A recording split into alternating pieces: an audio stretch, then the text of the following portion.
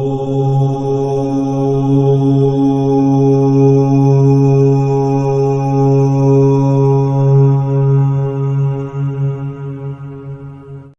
विश्वाणदेव सवितर दुर्तान परासु यद्भद्रम तन्नयासु।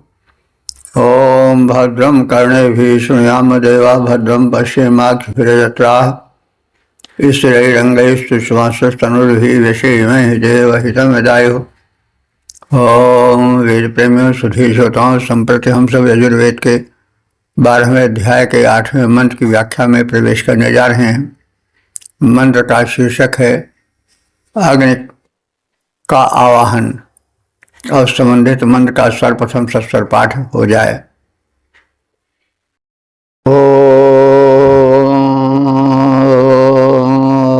अग्ने अंगिरः शतन्ते सन्तु वावृताः सहस्रन्त उपावृताः अधापोखस्य पोखेण पुनर्नो नष्टमाकृधि पुनर्नो रहिमाकृधि।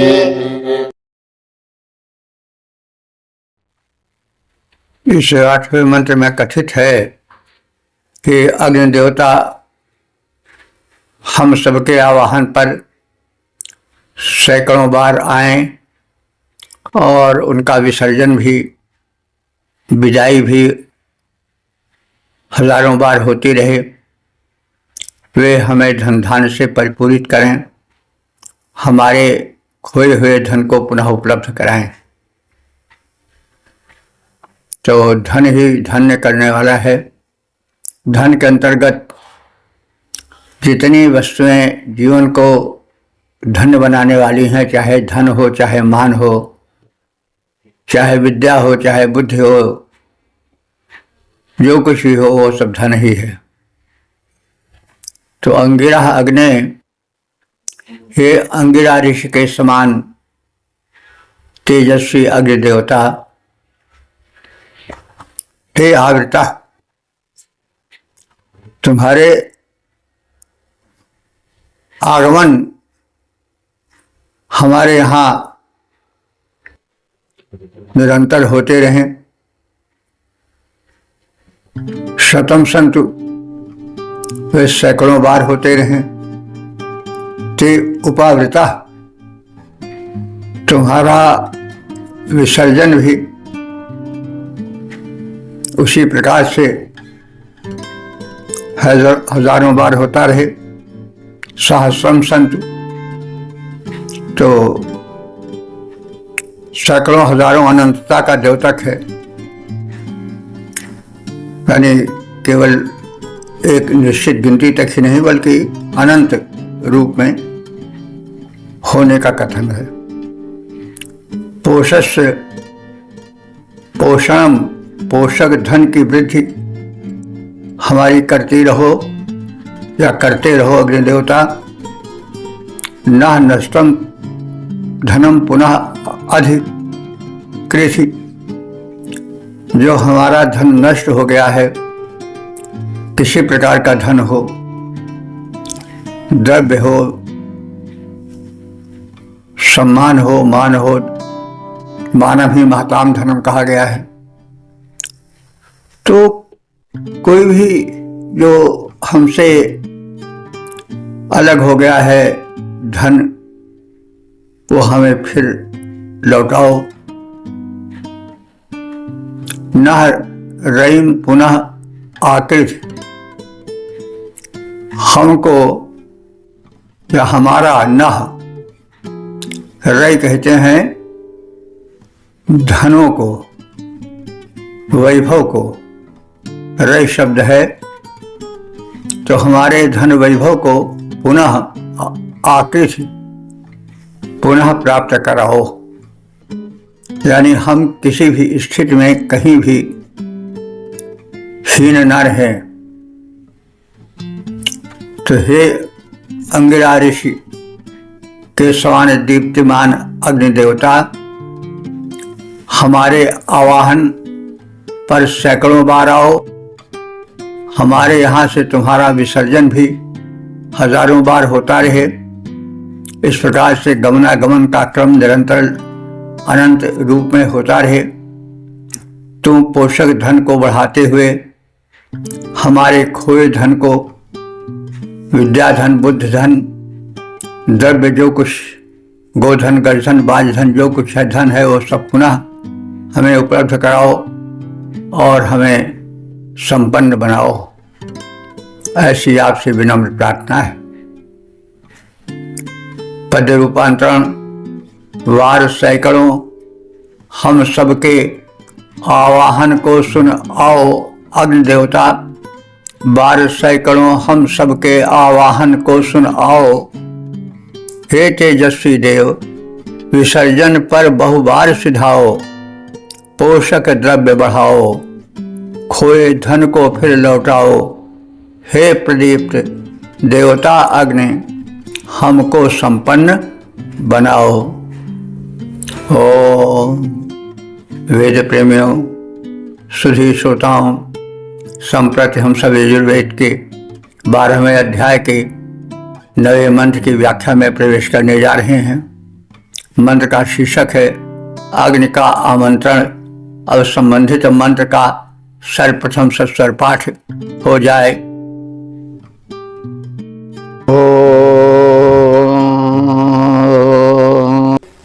पुनरूर्जा निवर्तसवा पुनरग्न इखायुखा, पुनर्नापः जग्मुहसः।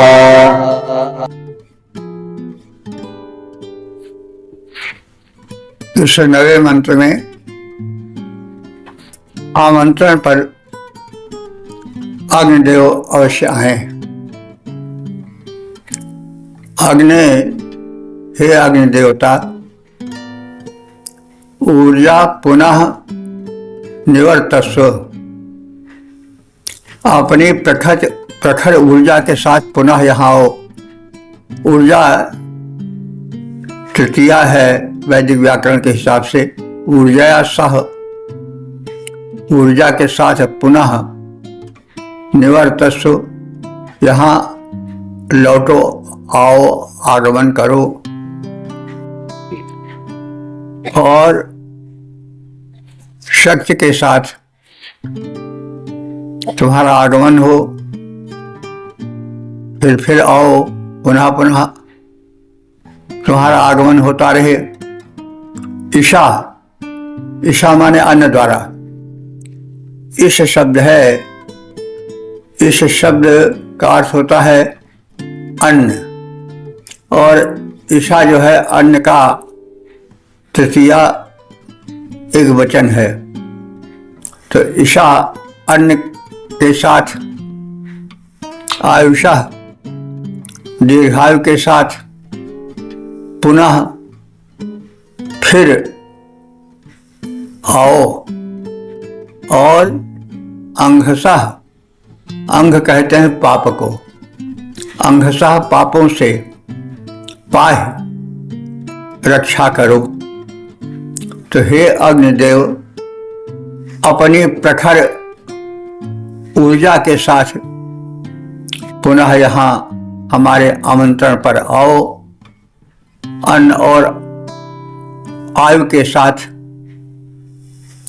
हमारे विवर्धन हेतु, विकास हेतु पुनः आओ, तथा पाप कर्मों से हमें मुक्ति दिलाओ और इन शुभ प्रयोजनों के हेतु आपका पुनरागमन होता रहे।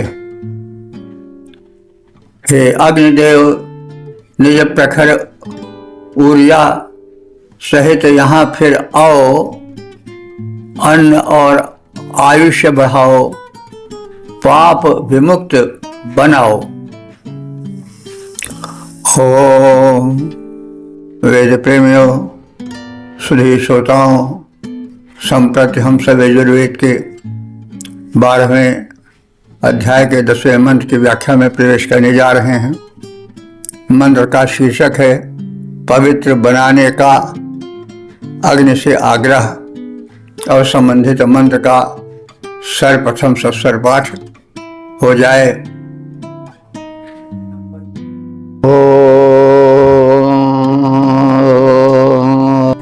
साहरज्जानिवर्तसुवाग्ने पिन्वसुवाधाराया विश्वप्सनिया विश्वातस्तारी।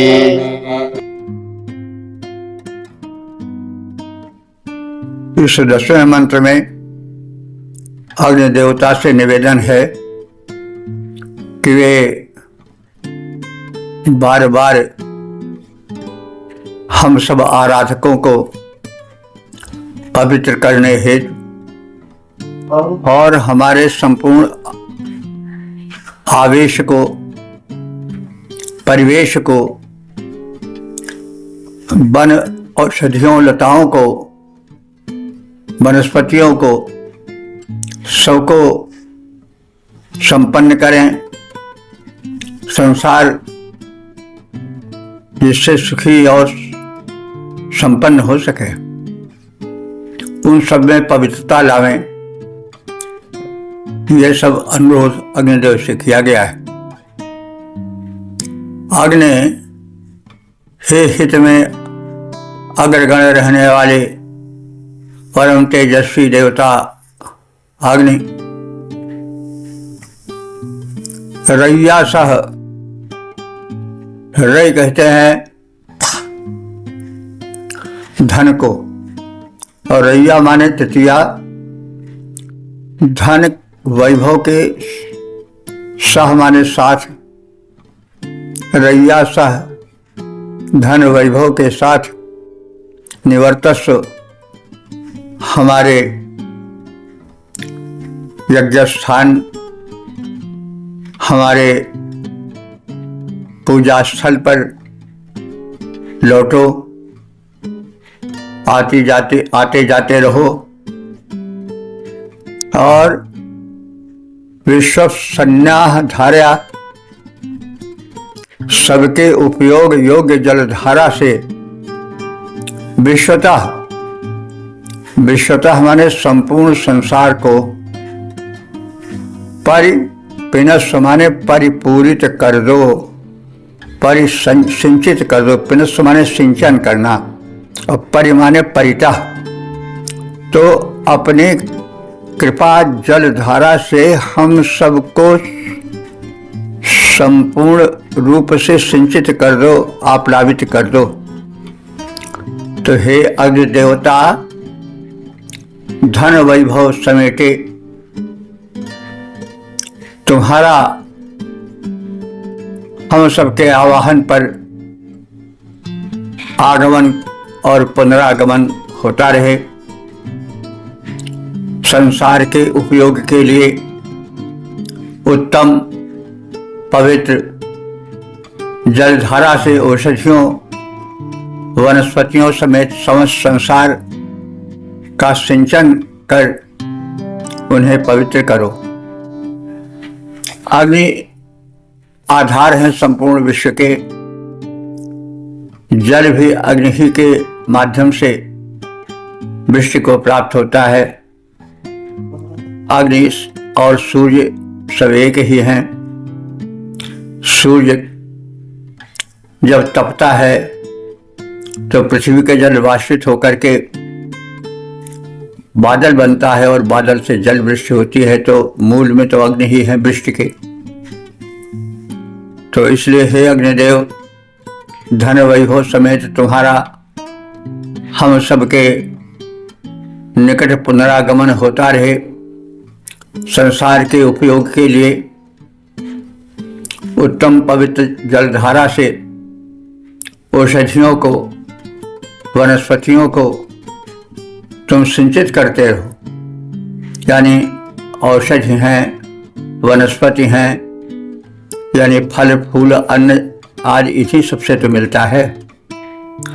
तो तुम्हारे माध्यम से वृष्टि हो और उस जलधारा से औषधियाँ, वनस्पतियाँ सिंचित हो, उनसे फल फूल लगें और समस्त संसार उनसे आप्लावित हो जाए और पवित्र बन जाए। हे अग्निदेव, समृद्धि धार कर पुनः यहाँ पर आओ। हे अग्निदेव, समृद्ध धार कर पुनः यहाँ पर आओ। सारे जग का सिंचन करके उसे पवित्र बनाओ। ओ वेद प्रेमियों, सुधी श्रोताओं, संप्रति हम सब यजुर्वेद के 12वें अध्याय के 11वें मंत्र की व्याख्या में प्रवेश करने जा रहे हैं। शीर्षक है अग्नि तेज से पूरित राष्ट्र। अब संबंधित मंत्र का सर्वप्रथम सत्स्वर पाठ हो जाए।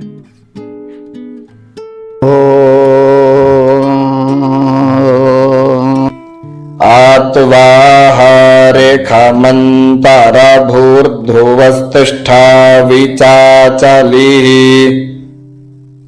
विशस्त्वा सर्वा वाञ्छन्तु मा त्वद्राष्ट्रमधिभ्रशत।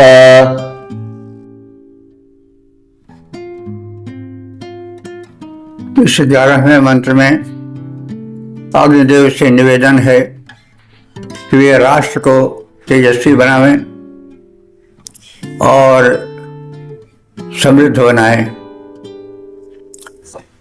तेज अग्नि का गुण है। अग्नि से आप समझ सकते हैं, अगर आप विस्तार में जाएं तो जो राष्ट्र अग्नि के संपदा से जितना युक्त है उतना ही वो शक्तिशाली है। जो ज्वलनशील तोप के गोले निकलते हैं या जो और आगे बढ़े तो एटम बम वगैरह बनते हैं, निकलते हैं, फूटते हैं, मिसाइलें गिरती हैं, ये सब अग्नि ही की ऊर्जा के प्रतिफल तो हैं। ऊर्जा का जो कुछ स्वरूप है वो अग्नि में निहित है। कोई भी यंत्र बिना ऊर्जा के अग्नि के नहीं चल सकता है। शरीर यंत्र भी अग्नि से ऊर्जस्वल होता है तभी चलता है। तो इसलिए अग्नि की महिमा अनंत है। अग्नि के महत्व को ऋषियों ने समझा था और उसके गुणगान को भिन्न भिन्न रूपों में किया था।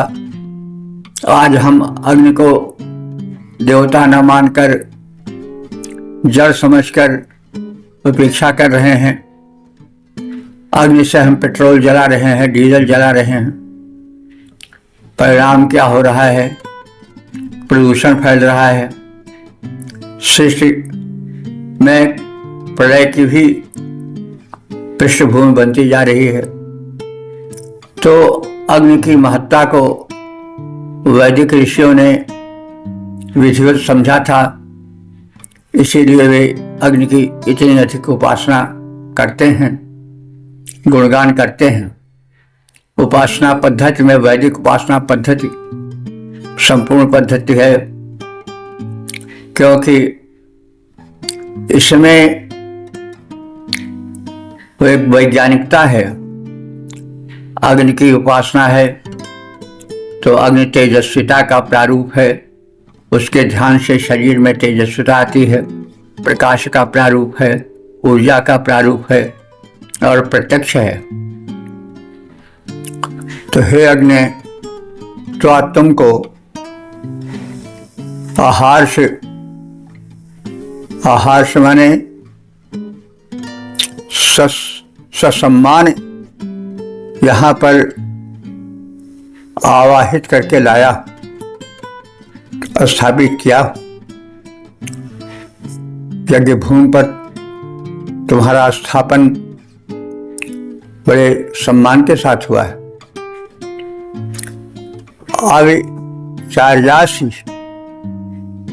आविचार्याति ही ध्रुवः अंतरम तिष्ठ। अचल होकर, अविचार्या माने अचल होकर, ध्रुव निश्चित होकर, स्थिर होकर, हमारे भीतर तिष्ठ रहो। तो अभी चाचाली ही ध्रुव अंतरम तिष्ठ, अचल होकर हमारे भीतर निवास करो। क्योंकि अग्नि तत्व क्षीण हो जाता है तो शरीर क्षीण होने लगता है। शरीर में जो कांति है, शोभा है, वो अग्नि के ही कारण तो है। चेहरे में चमक है, दमक है, तेज है, तो अग्नि ही के कारण है। अग्नि तत्व जो जो क्षीण होता जाता है तो शरीर सिकुड़ता, झुर्रियों से भरता जाता है। तो इसलिए अग्नि की महत्ता का कथन करते हुए, अग्नि की सूक्ष्म कृपा की कांक्षा करते हुए ऋषि कह रहा है कि सर्वाह विषः, सर्वाह माने संपूर्ण, विषः माने प्रजाएं, विष माने प्रजा होता है। तालवी सा है विष, इसी से वैश्य बनता है। तो विष धातु से ही प्रवेश भी बनता है। तो प्रजा, विष मतलब प्रजा के अर्थ में विष आ रहा है। हमेशा संस्कृत में ध्यान रखना चाहिए कि उच्चारण जन्य कौन सा अक्षर क्या अर्थ देता है। अब यहीं पर अगर हो जाए मूर्धन्य सा तो जहर का अर्थ निकलेगा विष, और तालवीय सा है तो विष का अर्थ प्रजा है। तो यहाँ पर सर्वाह विषाह माने सभी प्रजाएं त्वा वांछन्तु, तुम्हारी इच्छा करें, यानी अग्नि उपासना में संलग्न हो। त्वत् तुमसे राष्ट्रम मां अभिभ्रंशत, राष्ट्र तुम्हारे तेज से भ्रष्ट न हो, च्युत न हो, यानी तुम कृपालु बने रहो ताकि तुम्हारा तेजस्वी प्रारूप, भस्मांतक स्वरूप कहीं राष्ट्र को भस्म न कर दे। तो तेज भी अग्नि का गुण है और भस्म कर देना भी अग्नि ही का सामर्थ्य है। तो इसलिए अग्नि की अनुकूलता परम आवश्यक है। अग्नि प्रतिकूल हुए तो चाहे तन हो, चाहे मन हो, चाहे धन हो, चाहे राष्ट्र हो, चाहे जो हो वो शक्तिहीन हो जाएगा। इसलिए अग्नि की महत्ता का कथन और अग्नि के भीतर छिपी हुई शक्ति का अनुभावन आवश्यक है। अग्नि की उपेक्षा से अनेक अनर्थ होते हैं। जब हम जठराग्नि की उपेक्षा करके अखाद्य खाते जाते हैं तो हम रुग्ण होते जाते हैं। अग्नि हमारे शरीर में भी है,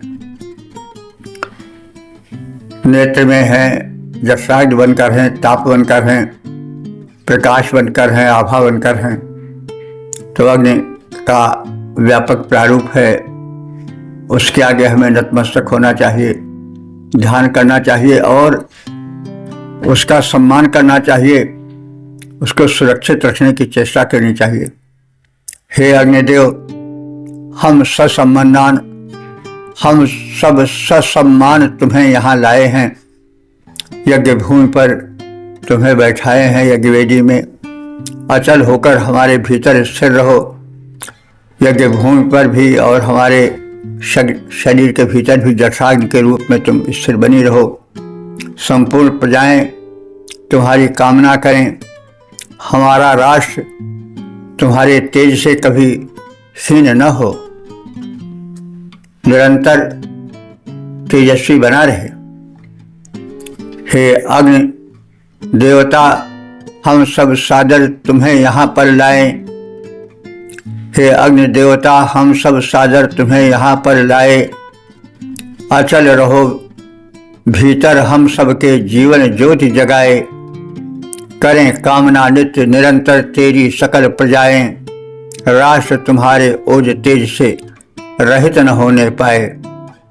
ओ वेद प्रेमियों, सुधी श्रोताओं, संप्रति हम सब यजुर्वेद के 12वें अध्याय के 12वें मंत्र की व्याख्या में प्रवेश करने जा रहे हैं। मंत्र का शीर्षक है त्रैताप से मुक्ति और संबंधित मंत्र का सर्वप्रथम सस्वर पाठ हो जाए।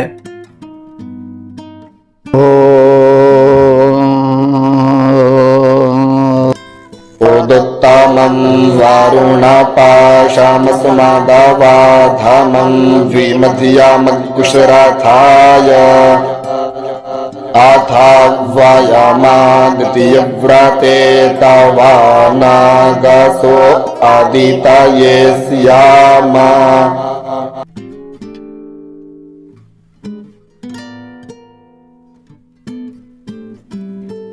इस 12वें मंत्र में वरुण देव की प्रार्थना है कि उनके बंधन से हम सब मुक्त रहें। वरुण वैदिक युग के महत्वपूर्ण देवता हैं। उनके पास पाश है और उस पाश से, बंधन से वे पापियों को बांध लेते हैं और दंड देते हैं। तो जो दंड देने वाला है वो रुष्ट न हो, इसलिए प्रार्थना आवश्यक है। तो वरुण देव से प्रार्थना की जा रही है कि जीवन क्षेत्र में कर्म के दौरान वे बंधन से विमुक्त रहें ताकि प्रगति कर सकें। तो वरुण, हे वर्णीय देवता वरुण, उत्तमम पाशम, तुम हमें उत्तम पाश से, उत्तम पाश आध्यात्मिक पाश है और मध्यम पाश आध भौतिक और आध दैविक, ये 3 प्रकार के पाश हैं। पाश माने बंधन। तो मनुष्य बंधा है बंधनों में, वो कभी दैविक परमात्मा की कृपा पाने की चेष्टा में तरह तरह के कर्म करता है और कर्म बंधन में बंधा रहता है। तो बंधन तो कैसा भी हो बांधने वाला होता ही है, दुखदाई होता ही है।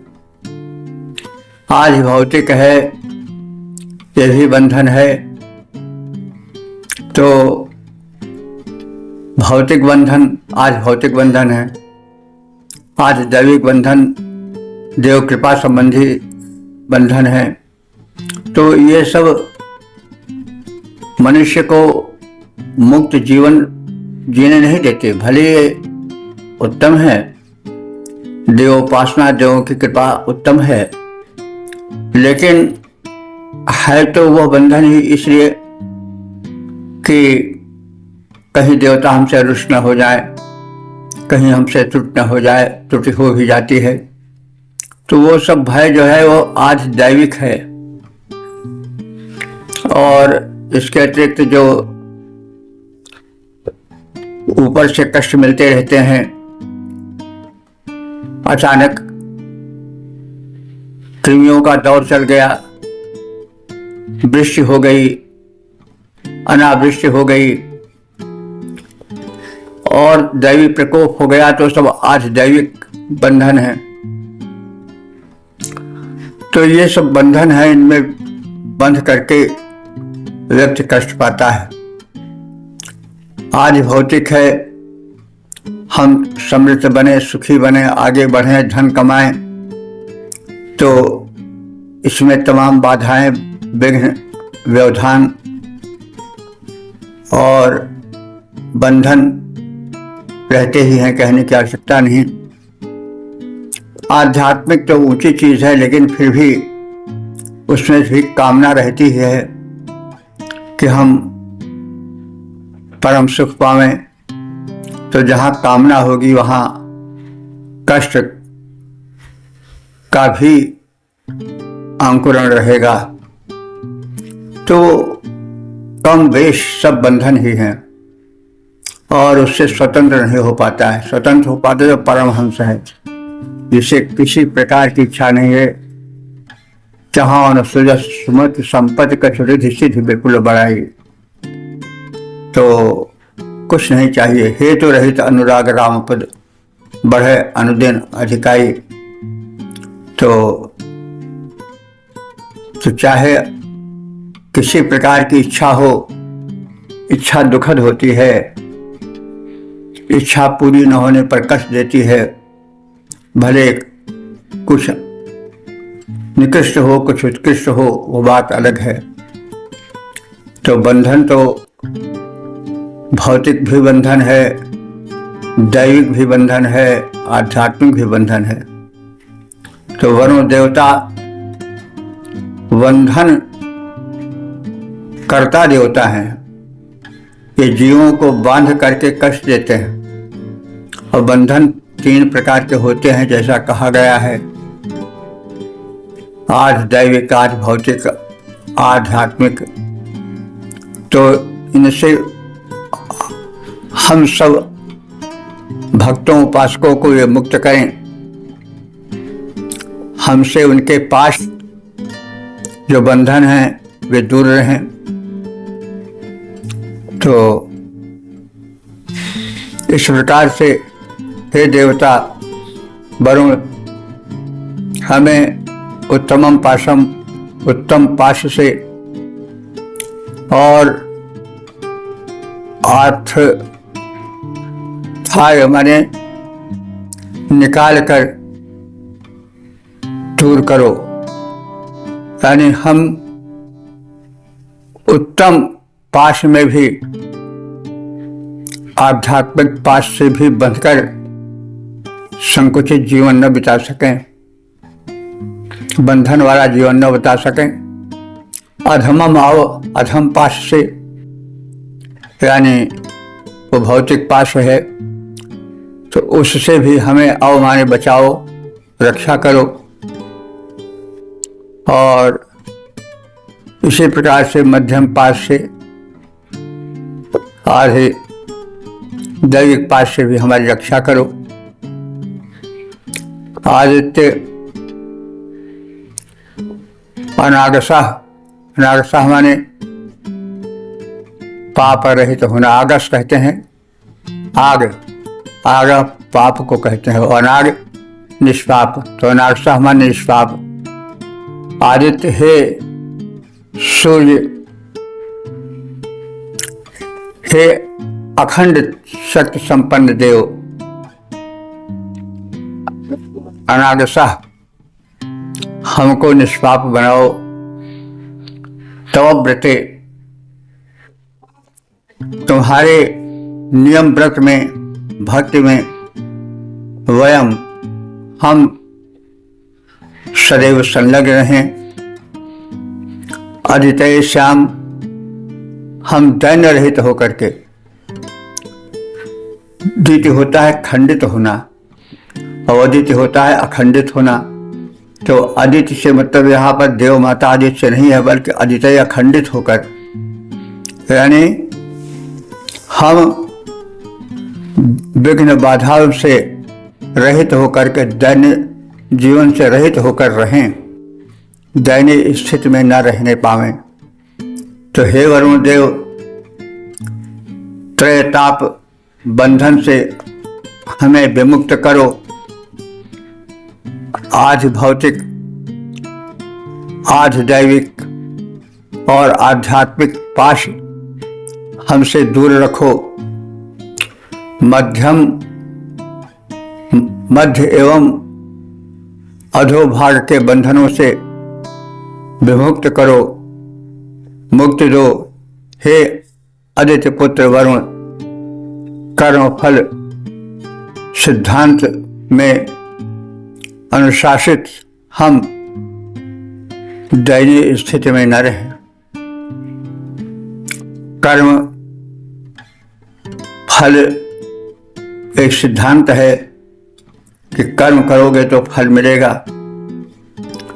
तो कर्म का फल मिलता अवश्य है, लेकिन अनुकंपा आपकी हो कि उस कर्म जनित फल के बंधन से, उससे होने वाली दयनीय दशा से हम विमुक्त रहें।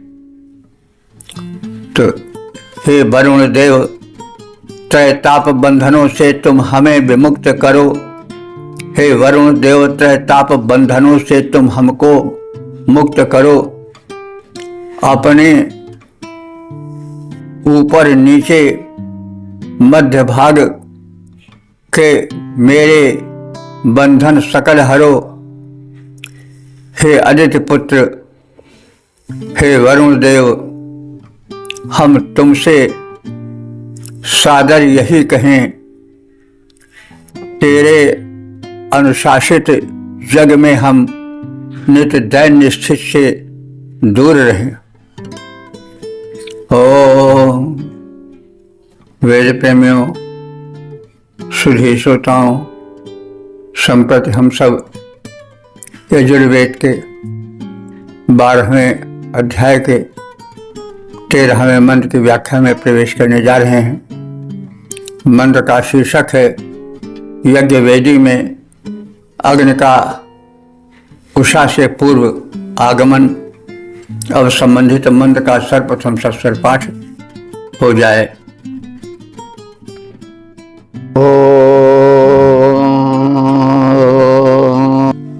अग्रे बृहन्मुखसा मूर्ध्वो अस्थान्निर्जगन्वान्तमसो ज्योतिखागात अग्निर्भानुनारुषता स्वंग आचातो विश्वासतुमान्यप्राह।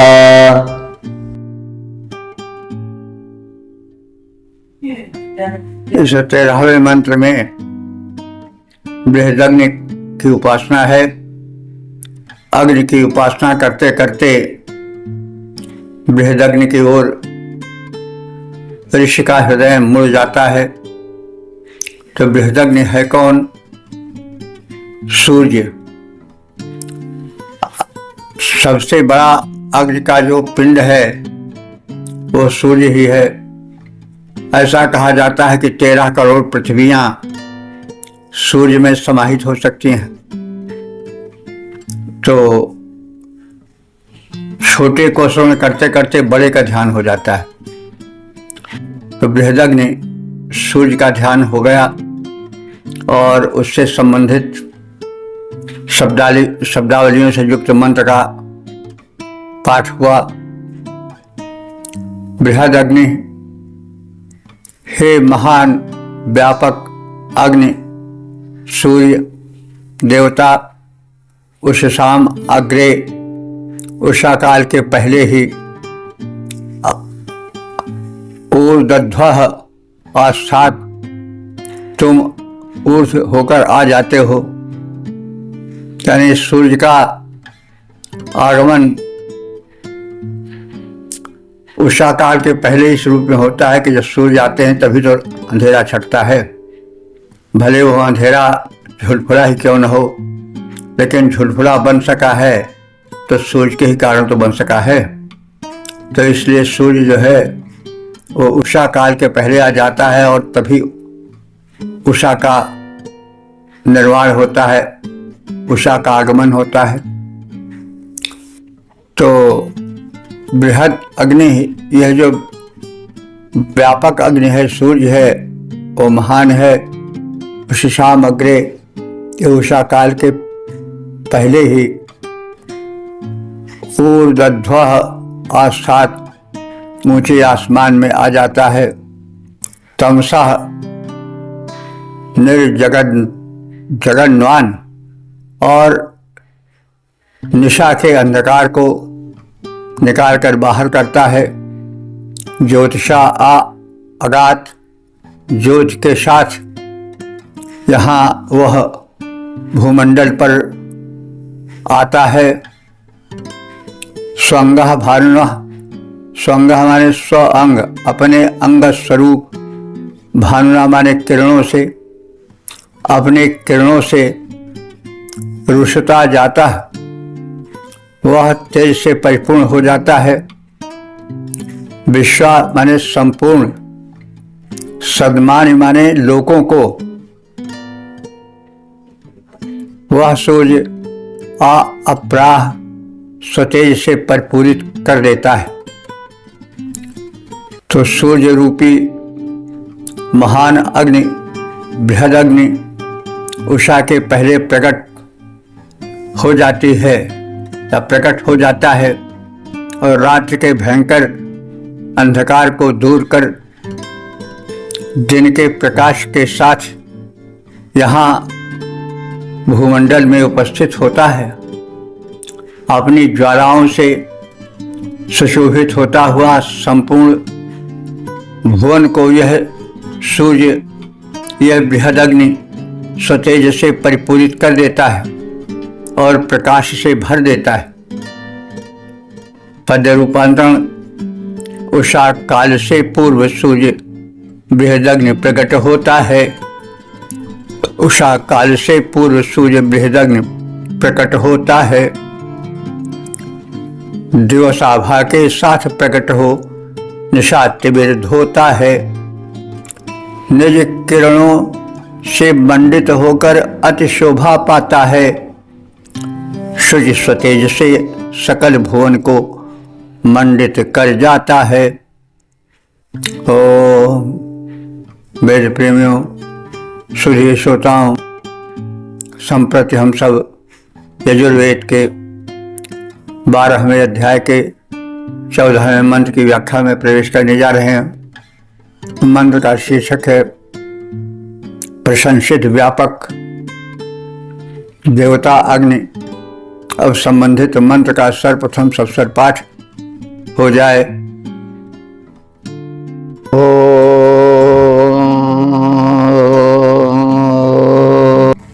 अग्गो साहा शोचि खद्वा सूरंतारिक्षा सद्धोतावेति खादाति फिर्दूरो नासाता नरे खद्वा रासा ग्रेता सद्वियो मासा तब्जा गोजा अरेता जा अद्रिजा अरेतम बृहता।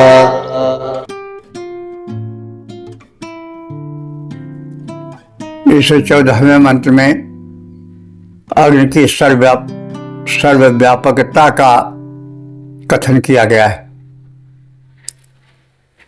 अग्नि देव जहां देखो वहीं है, जल में, थल में, नभ में, प्राणियों के शरीर में, यज्ञ गृह में, जहां देखो वहां अग्नि का निवास है। तो यह अग्नि जो है वो हंसा, हंस माने आत्मा भी होता है, हंस माने एक पक्षी भी होता है, और हंस जो है वह आत्मा के लिए भी आता है। तो यहाँ पर आत्मा का अर्थ ही सटीक अधिक होता है। तो हे अग्निदेव, तुम सबके शरीर में हंस यानी आत्मा के रूप में प्रतिष्ठित हो। तुम शुचिवत, तुम पवित्र हो और पवित्र स्थानों में रहने वाले हो। तुम हे अग्निदेव अंतरिक्ष में वायु रूप में रहते हो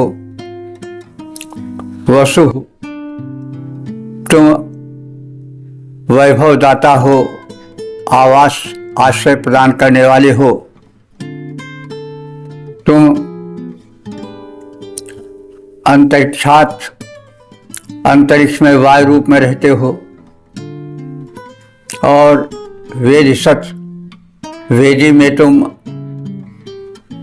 यज्ञ पूर्ण करने वाले अग्नि के रूप में विराजमान रहते हो। होता हे अग्निदेव, तुम देवों के आवाहक हो, देवदूत हो, देवों को बुलाकर हम सबके यज्ञ में लाने वाले हो। दुरोणे सच, तुम यज्ञशाला में रहने वाले हो। दुरोण घर को कहते हैं। तो दुरोण सच यज्ञ गृह में, यज्ञशाला में तुम्हारा निवास रहता है। तुम उसके अतिथि रूप में रहते हो, पूज्य बने रहते हो। नृषत, नृ माने मनुष्य, तो नृषत माने मनुष्यों में तुम हे अग्निदेव प्राण रूप में रहने वाले हो। वर्षत, उत्कृष्ट क्षेत्र में विराजमान रहते हो।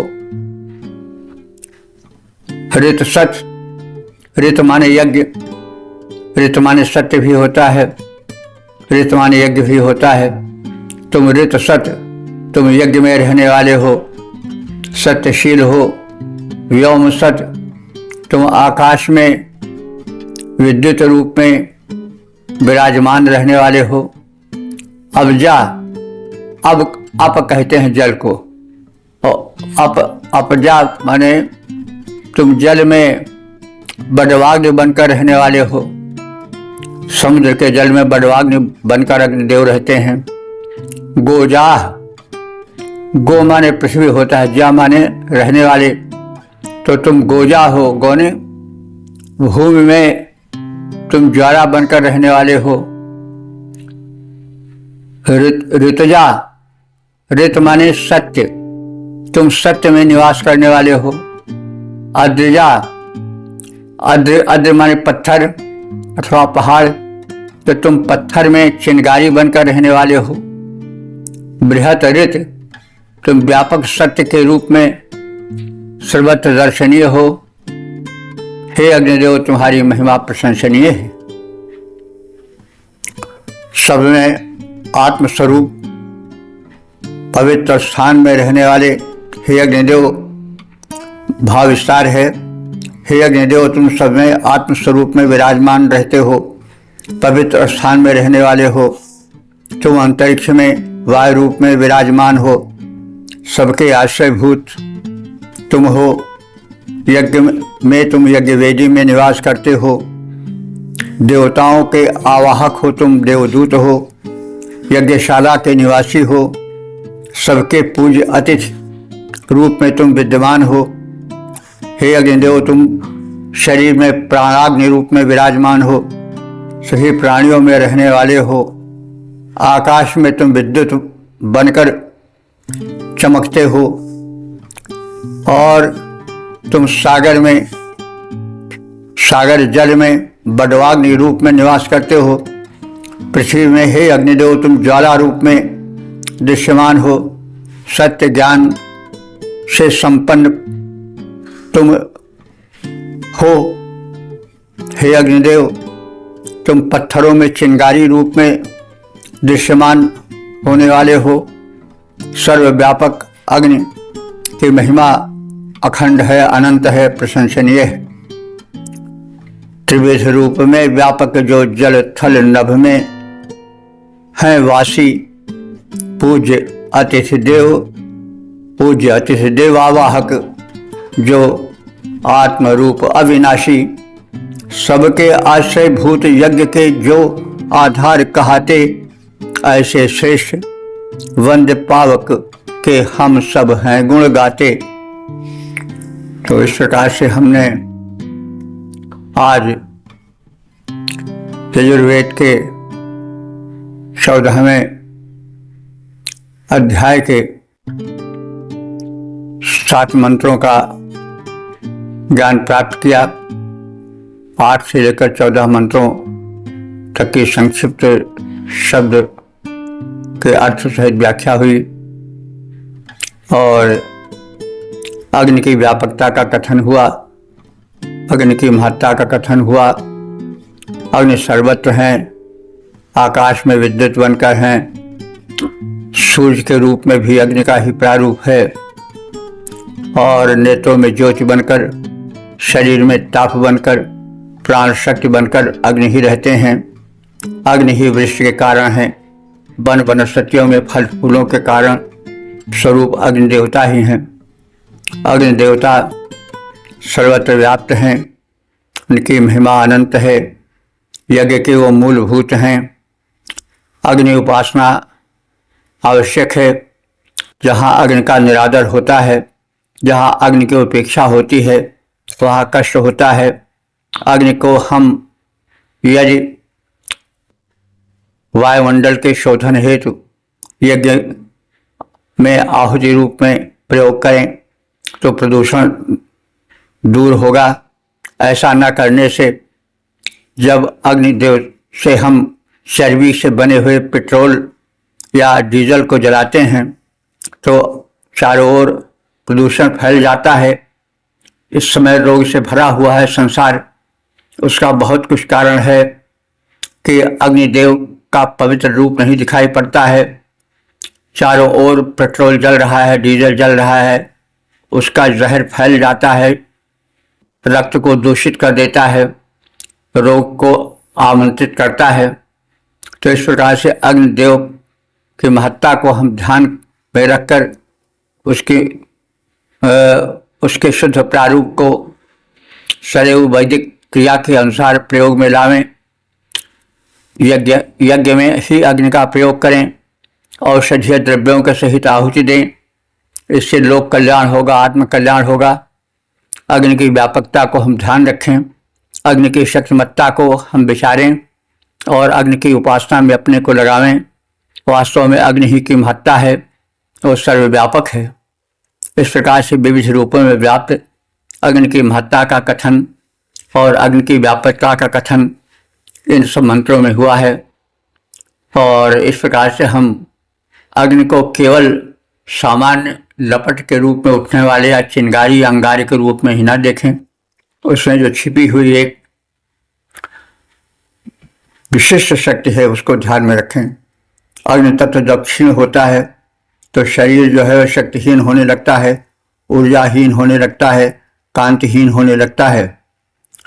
जब जठराग्नि मंद होती है तो भोजन नहीं पचता है, नेत्र की ज्योति क्षीण होने लगती है। और अग्नि ही वृक्ष का कारण है, अग्नि ही सब कुछ है और अग्नि ही का बृहद रूप सूर्य है, जिसके विषय में भी एक मंत्र व्यापक रूप से कहा गया है। तो इस प्रकार से हम अग्नि की महत्ता को समझें, समझावें और वैदिक यज्ञ पद्धति को, वैदिक उपासना पद्धति को सर्वोत्कृष्ट माने, क्योंकि वह व्यावहारिक है, वह शुद्ध यज्ञीय आधार पर स्थित है। कहीं किसी पूजा स्थल में, चाहे मंदिर हो, मस्जिद हो, गुरुद्वारा हो, हम जाकर आत्म शांति जरूर प्राप्त कर सकते हैं, लेकिन जो उपासना वैदिक पद्धति पर आधारित है, जो आहुति पर आधारित है, उससे जो धूम निकलता है वह वातावरण को पवित्र करता है और वह यज्ञ का रूप ले लेता है। साथ साथ तमाम लोग आते हैं, बैठते हैं, मेल मुलाकात होती है, सद्भावना होती है, मंत्रोच्चारण होता है और वातावरण पवित्र होता है। तो अग्नि उपासना सर्वोत्तम उपासना है, जो कि वैदिक उपासना का प्राण स्वरूप है। इसलिए यजुर्वेद में, जो कि कर्मकांड विषयक वेद है, उसमें अग्नि के माध्यम से होने वाले यज्ञीय प्रयोजन, यज्ञीय उपयोगिता की विशेष महत्ता कही गई है। और हम अग्निदेव की महत्ता को समझें, वैज्ञानिकता को समझें और ज़्यादा से ज़्यादा यज्ञीय जीवन बितावें। हो सके तो हम लौट करके फिर